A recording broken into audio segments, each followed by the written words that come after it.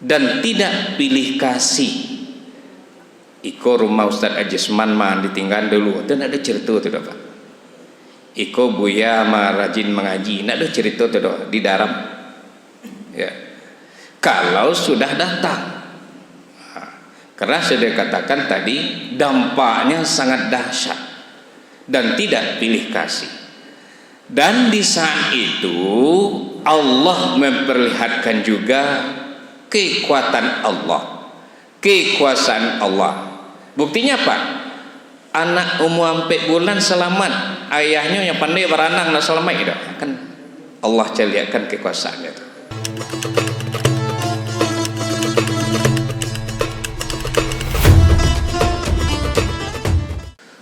Assalamualaikum warahmatullahi wabarakatuh. Alhamdulillahirabbil alamin wa bihi nasta'in. Wassalatu wassalamu ala asrafil anbiya'i wal mursalin wa ala alihi wa ashabihi wa man tabi'ahum bi ihsanin ila yaumiddin.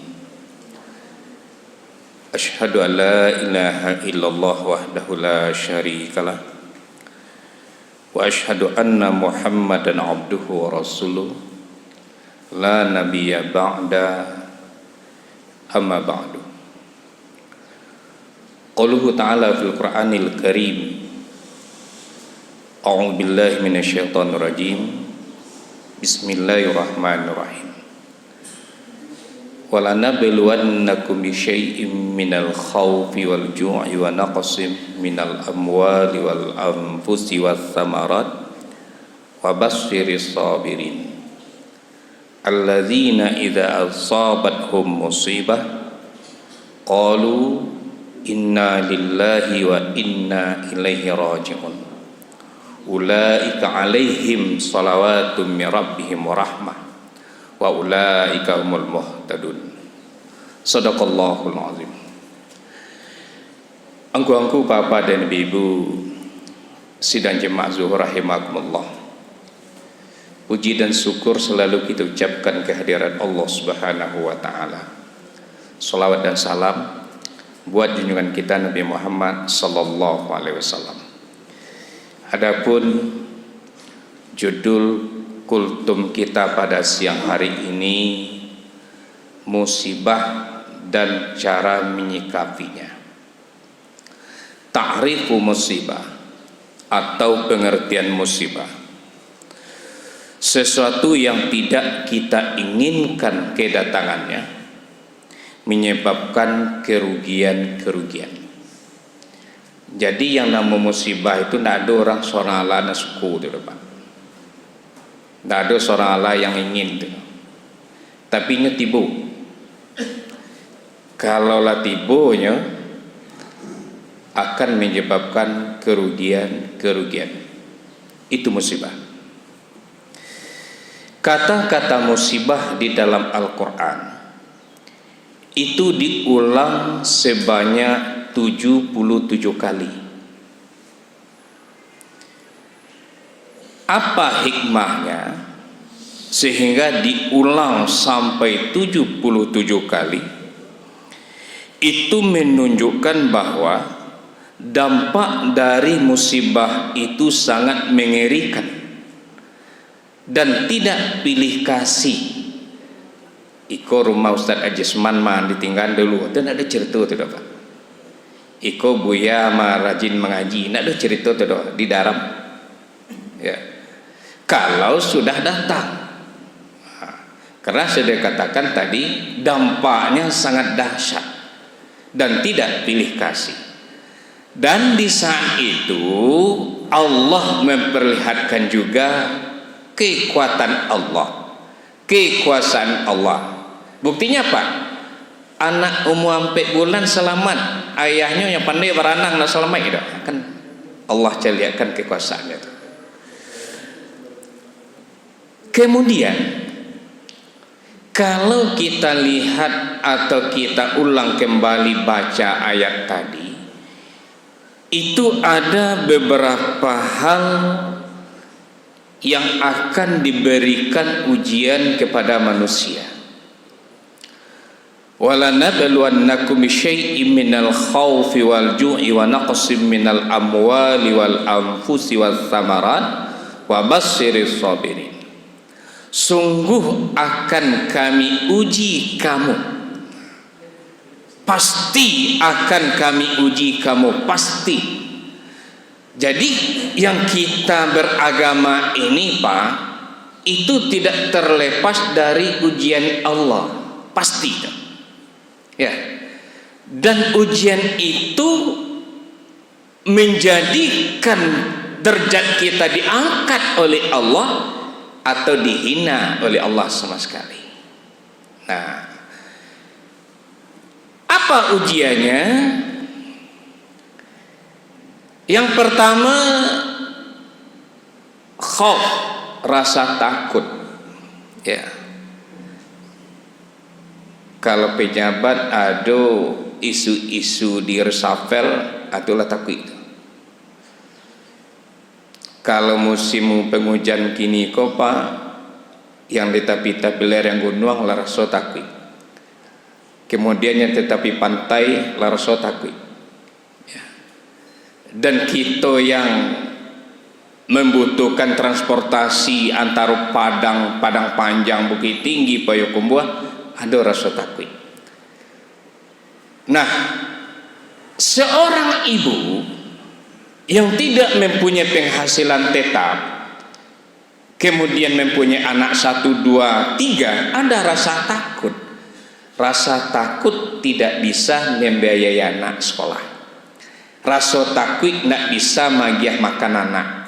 Rasa takut tidak bisa membelian baju anak. Ada rasa takut. Ya. Nah, kalau seandainya dipeturikkan rasa takut itu, ada yang melakukan perbuatan fatal Pak. Tahun 2010 ya. Ya, ada dulu ibu-ibu saking rasa takutnya punya anak, karena apa namanya, pendapatan tidak pasti, ya, kerajuan nak jale, akhirnya 3 orang anaknya dibunuh sekitar tahun 2010 waktu itu. Nah, rasa takut yang berlebihan. Kemudian ketika ada cerita dulu di saat COVID, ya, ada juga kita dengar seorang ibu yang menggorok leher sendiri. Nah, rasa takut berlebihan. Nah, itu ujian. Yang kedua, jua, lapar. Sekarang sebagian saudara-saudara kita merasakan. Tadi ada video klarifikasi penjarahan Alfamart di Medan. Seorang apa-apa jujur, saya mohon maaf kepada Alfamart karena saya ikut penjarahan. Cuman saya mengambil 3 buah Indomie, itu pun untuk anak saya yang sudah kelaparan 3 hari tidak makan. Ya, belum lagi di tempat-tempat lain yang sampai hari ini kemungkinan mereka tidak mendapatkan bantuan, mungkin akses ke situ payah, rasa kelaparan. Itu ujian, itu musibah. Kekurangan keluarga. Nah, mungkin di antara saudara-saudara kita yang di Padang Panjang, kemudian di Payakumbuh, yang di Riau, Jambi, kemudian Medan, Aceh, banyak mereka kekurangan keluarga, dapat musibah. Belum secara pribadi, ya, secara pribadi. Kemudian juga diberikan oleh Allah penyakit. Kemudian lemah. Itu juga ujian. Kekurangan harta. Salah seorang guru tawalib, kawan beliau di Gunung Kilun Pak, ditelepon, Pak cerita kini kok kami lagi selamat, rumah, oto, Honda seluruh isinya habis. Nah, itu kan kekurangan harta. Ya. Belum kita lihat lagi yang terjadi di tempat-tempat lain, kekurangan harta. Nah, kekurangan buah-buahan dengan kondisi seperti ini, panen berkurang. Bukan saja petani yang kurang buah-buahan, tapi orang kota pun kurang buah-buahan. Kalau seandainya petani tidak bisa panen, kita orang kota apa yang kita makan? Ya. Sehingga kan awal-awalnya cabai sampai 200.000, 160 dan sebagainya. Begitu dampak dari musibah sesuai dengan definisi tadi itu. Kemudian sidang jemaah rahimakumullah, apa penyebabnya? Saya tadi masih sempat memutar ceramah Zainuddin MZ, Pak. Apa kata beliau? Angin makhluk, air makhluk, gunung makhluk, api makhluk. Dan makhluk itu tidak akan bisa bergerak kalau tidak digerakkan oleh penciptanya. Itu kata Zainuddin MZ. Angin tidak akan bergerak kalau tidak digerakkan oleh penciptanya. Air tidak akan bergerak kalau tidak digerakkan oleh penciptanya. Gunung tidak akan turun kalau tidak disuruh turun oleh penciptanya. Oleh karena itu pesan beliau apa? Berbaik-baiklah kepada pencipta angin, pencipta gunung, pencipta air, agar mereka juga baik-baik sama kita. Itu pesannya. Itu kan jelas tuh. Zaharal fasadu fil barri wal bahri bima kasabat aidin nas. Itu Allah menceritakan. Orang letak jadi musibah mereka kata Allah, kata perbuatan manusia, Ustaz. Itu kata Allah, nak kata awak tu doh. Ya. Pak, kalau Allah mengatakan tidak, buktinya apa? Nabi Ibrahim ketika dibakar, itu kayunya bukan 1 meter tingginya, Pak. Itu tingginya 2 gedung untuk membakar 1 orang Nabi Ibrahim.